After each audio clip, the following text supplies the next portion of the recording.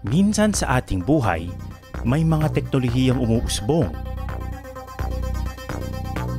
na nagpapalaglag sa ating panga. Wow! Oh my gosh! Ang galing nito! Bukang bibig ng marami ngayon ang Artificial Intelligence o AI. Mula sa computer na kayang makipag-usap sa tao, mga app na lumilikha ng pambihirang mga imahe. At mga AI host katulad ko, Hello Atom! Napapaligiran na tayo ng Artificial Intelligence. Ano ba ang AI? Paano ito gumagana? At paano nito huhubugin ang mundo?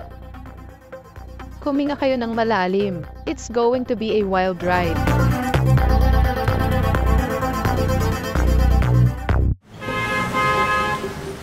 Kung napapanood mo ang dokumentaryong ito, malamang tao ka. Pero sa di malayong hinaharap, baka makinood at lumikha na rin ng sariling docu ang mga computer. Ayaw mong maniwala.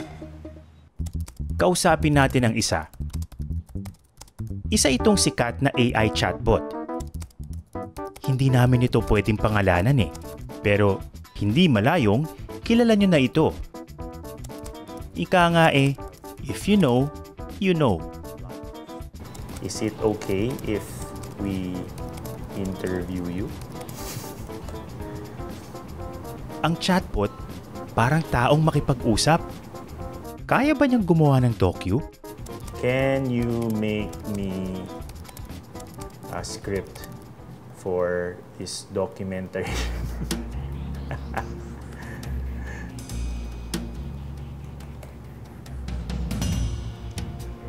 Oh my gosh! Agad-agad, naglabas ng balangkasang chatbot.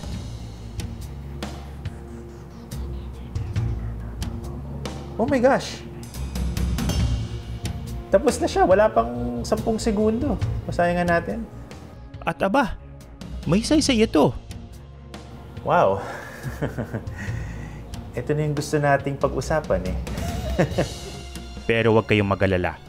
Hindi namin gagamitin ang isinulat ng AI. Usap-usapan na nga sa internet ang AI. Pero alam na ba ito ng ordinaryong mga Pinoy? To predict some things like ano yung magiging itsura in the future. Nakakatulong po sa mga tao.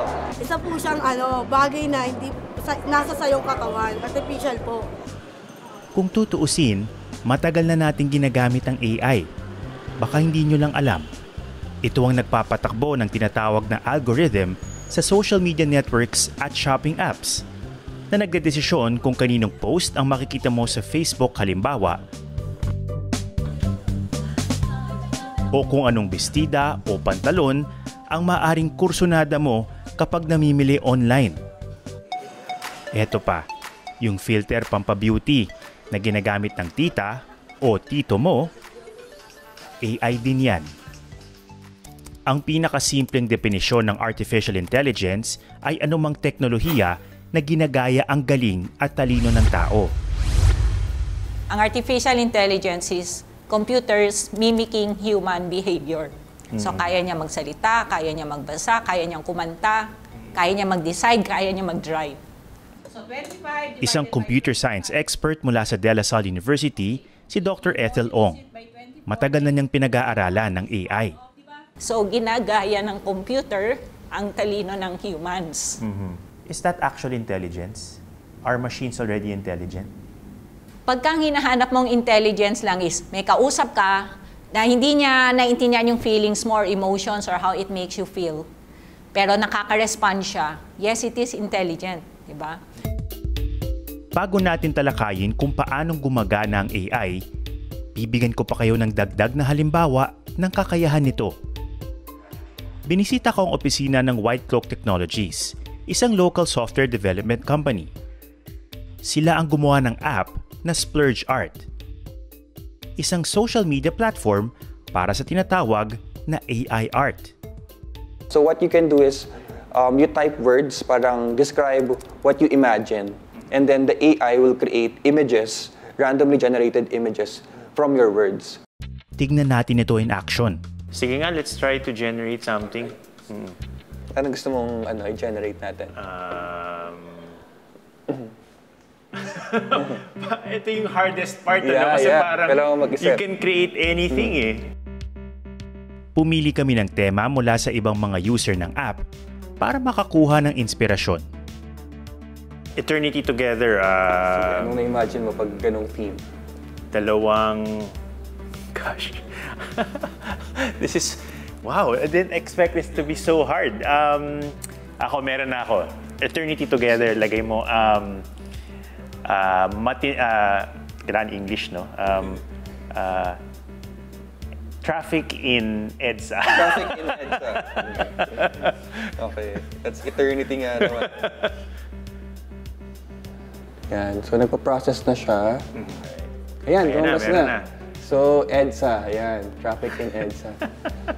So, ayan. May banggaan pa yata somewhere here. So, let's catch the traffic. Pero parang similar to EDSA na... Yan, ang gugulo. May mga motor pa dito. Ano natin? Oh my gosh, mukhang ang Eternity Together ito. Nakikita ko pala yung mga images, nasa stress na ako. Yeah. Kung alam ng AI ang EDSA, alam din kaya niya kung sino ako? Gusto kong, at Atom Araulio, Firefighter. Kapani-paniwala. Kaso naka-cover Ano? Di ba? Yan. Galing. Alright. Tandaan nyo, hindi na tao ang gumagawa ng mga imaheng ito, kundi computer. Paano? Masalimuot ang teknolohiya sa likod ng paglikha ng artificial intelligence. Pero isipin nyo na lang, ganito.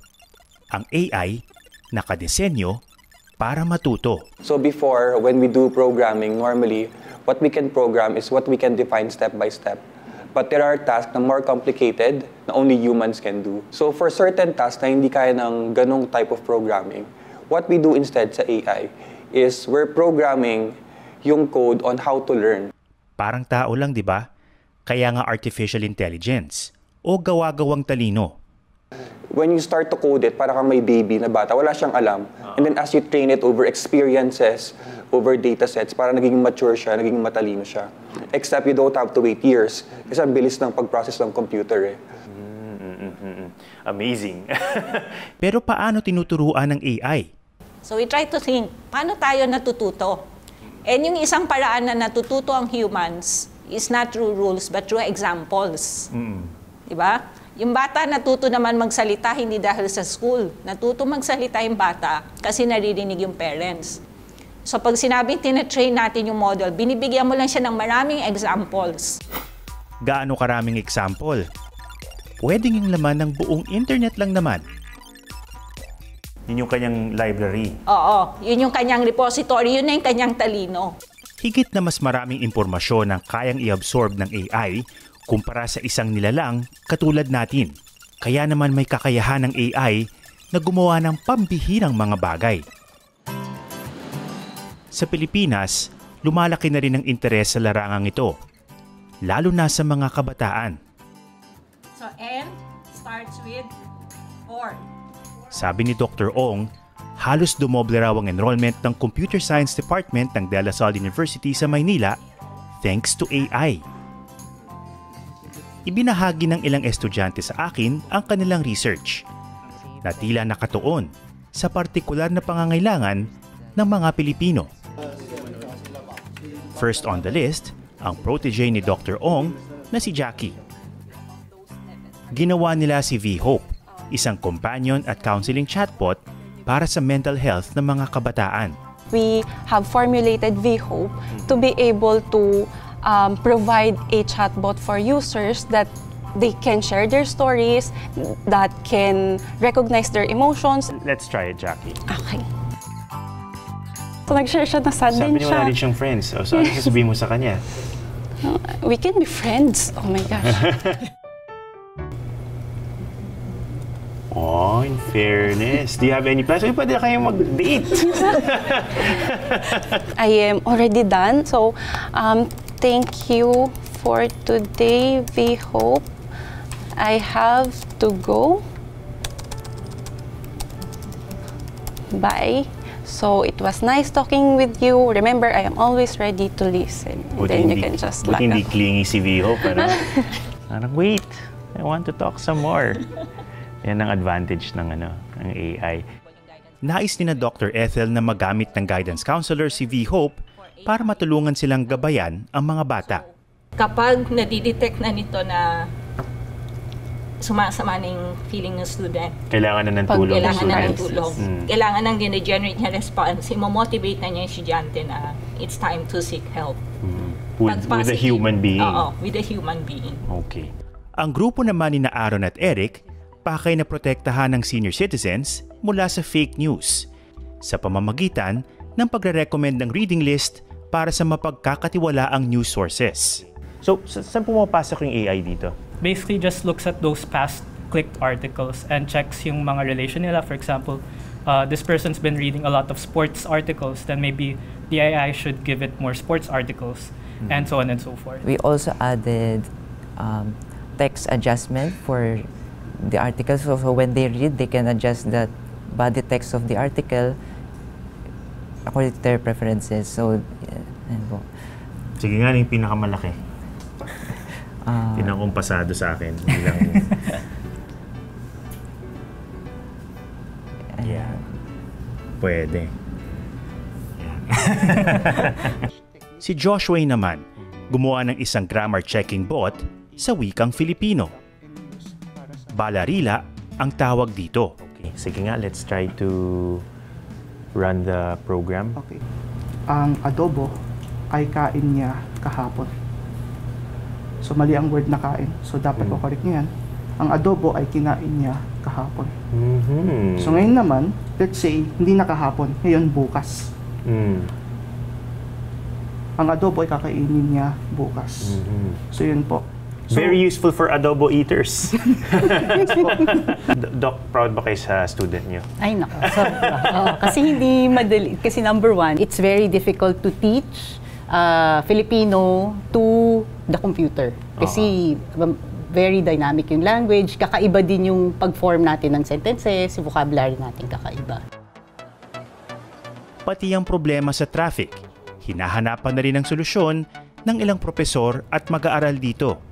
And then I'm going to show you a video po that was recorded from 2018 in EDSA. So ito po, this is a camera of MMDA. So at first po, di nade-detect yung mga kotse.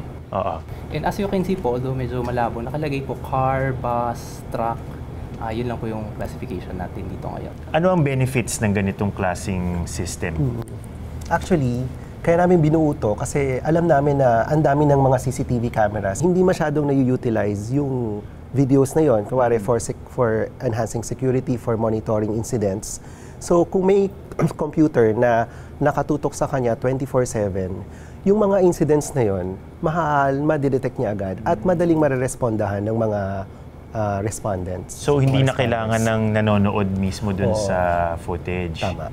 Kasi yung computer hindi napapagod. Hindi napapagod.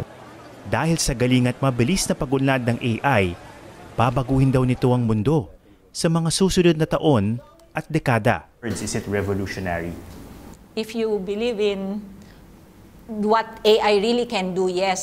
So lalong bumibilis pa yung pagtalino ng computer kasi nagiging more powerful yung machines, tapos open yung research pa. So imagine nyo, you have people all over the world helping make it smarter by feeding more data, by improving its algorithms.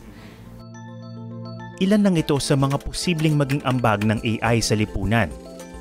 Sa healthcare, mas mahusay na pag-diagnose ng mga sakit at development ng mas epektibong mga gamot. Sa edukasyon, personalized lessons depende sa pangangailangan ng isang individual. Mas mabilis at murang proseso sa manufacturing. Mas magandang ani sa agrikultura. Real-time translation ng mga lengguwahe at marami pang iba. Pero kung gaano katayog ang potensyal ng AI, ganun din kalalim ang mga peligrong dulot nito. Balikan nga natin ang chatbot na kausap natin kanina. Can you help me with my homework? Nagpatulong ako sa isang kunwaring homework.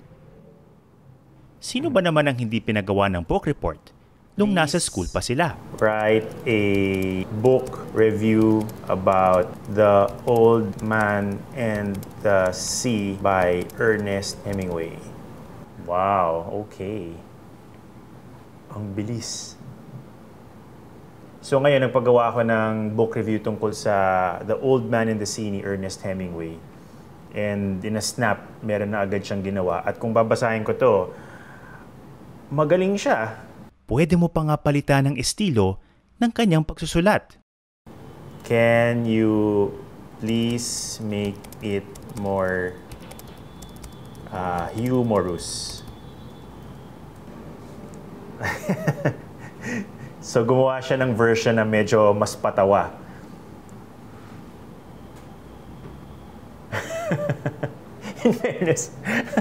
In fairness, napatawa ako. Nakakatawa talaga siya. Pero ang hindi nakakatawa, paano kung imbis na magbasa, mag-isip at magsulat, umasa na lang sa AI ang mga estudyante para sa kanilang mga aralin? More of academic dishonesty, meaning submitting work that you said it's yours, but it's not because somebody else did it. Nangyayari na po ba yan sa school? Nangyayari na. Even I will admit, sometimes I would not know if this work is gawa ng ChatGPT or ng estudyante. Tingnan nyo naman ang mga imaheng ito. Aba, si Tom Cruise, Will Smith, Donald Trump, Johnny Depp, at iba pang mga celebrity, umibili at nagbebenta ng street food sa Divisoria? Sa biglang tingin, pwede mong mapagkamalang totoo, di ba? Pero sa mas malapit na pagsusuri, makikitang peke ang mga ito. May daliri bang ganyan? O basong ganito? Ang mga viral na larawan, ginawa ng AI and business consultant na si John Orania para ipakita sa publiko ang kakayahan ng AI. Nakakabilib, no? Pero nakikita nyo rin ba ang problema rito? Baka ang peke, mapagkamalang totoo. Misinformation. So, gumagaling na sobra at so umaabot na rin sa point even computer science may not be able to catch them. Hindi na nag-isip yung tao, then yung false information becomes the truth. May mga ugong-ugong sa cybersecurity community na kinakapture yung voice tones natin, then gagamitin siya to, yun nga, scam people. Social construct lang ang... Isang cybersecurity expert at ethical hacker si KM. Ang mga ethical hacker, dinedepensahan ng cyberspace o yung tinatawag na network infrastructure mula sa mga pag-atake. Sabi niya, kailangan na nating paghandaan ang mga peligrong dulot ng AI lalo na sa larangan ng privacy at cybersecurity. Yung AI na kakatulong siya and at the same time nagpapahirap ng trabaho ng isang cybersecurity professional or ethical hacker. Nakakatulong siya in a way because napapadali niya yung trabaho namin. Bad actor, they can just go to ChatGPT and create a malware from there. Pwede ko ba gawin yun? Parang ChatGPT, gawin mo ako ng malware. Yes, definitely. Wow. Oo. Kahit di ako marunong mag-program? Yep. Pwede. You don't need to know programming for one, but you just need to have an aim, I guess. Bukod sa scam at hacking, may pangamba rin na ang AI aagawin ng mga oportunidad at trabaho ng mga tao. Hello again. Did you miss me? On this platform, tulad ng isang umuusbong na teknolohiya sa Singapore, ang AI character na nakilala nyo kanina, imbensyon ng AI and tech expert na si Agnes Woon. Hindi talaga siya host o reporter. Isa siyang virtual interviewer para sa job applications. 你的优势和弱势是什么？我们为什么应该录用你呢？ What are your strengths and weaknesses? Why should we hire you? Ano-ano ang iyong mga abilidad? Bakit kakarapat-dapat para sa trabahong ito? O, di ba? Multilingual pa siya. She is our virtual avatar who is the recruiter that can run the recruitment process for you to do the job more efficiently. Hindi ko aagawin ang trabaho mo, Atom. At least hindi pa ngayon. Ha ha ha, joke. Awkward. A lot of people are concerned, let's just say, about AI. Baka kunin ng AI yung mga trabaho namin. Anong tingin mo doon? For me, AI kasi will not be replacing your jobs. It's the people who use AI that will replace your job. Somebody still has to use AI as a tool. Ang advice ko for people na they fear yung job nila is being threatened by computers is to learn new technologies, learn AI in advance. Marami ring tanong na binubuksan ng paggamit ng artificial intelligence sa mga creative endeavor, tulad ng sining. Ang mga imaheng ito na gawa ng computer, may tuturing pa bang art? Para kay Don, oo. Definitely. Kasi kailangan mo pa rin maging creative. You need to give the computer a good direction. So the creativity still comes from you. It only helps you flesh out the image that you're thinking. How much is that is still my input? And how much of it is something na yung computer lang yung basically nag-isip? Very, very nice question because parang it delves deeper into what the future might look like. Basically, parang director pa rin is the human behind it. That's my vision for mainstream AI in the future. Pagdating sa AI art in particular, may mga concerns, especially from artists, human artists. Sinasabi nila, nagtitrain na itong mga AI na to doon sa aming likha. So, paano papasok doon yung ownership, yung rights, tsaka yung, sabihin natin, compensation for the artist? There's actually a debate about it. But ultimately, I think it's all about consensus. Like, if I don't want the computer to be trained on my work, then dapat meron siyang say. Pwede ka mag-opt out. Pwede ka mag-opt out. Gusto kong tanungin itong AI kung future Philippines with AI. With AI, okay, nice. Sige, tingnan natin.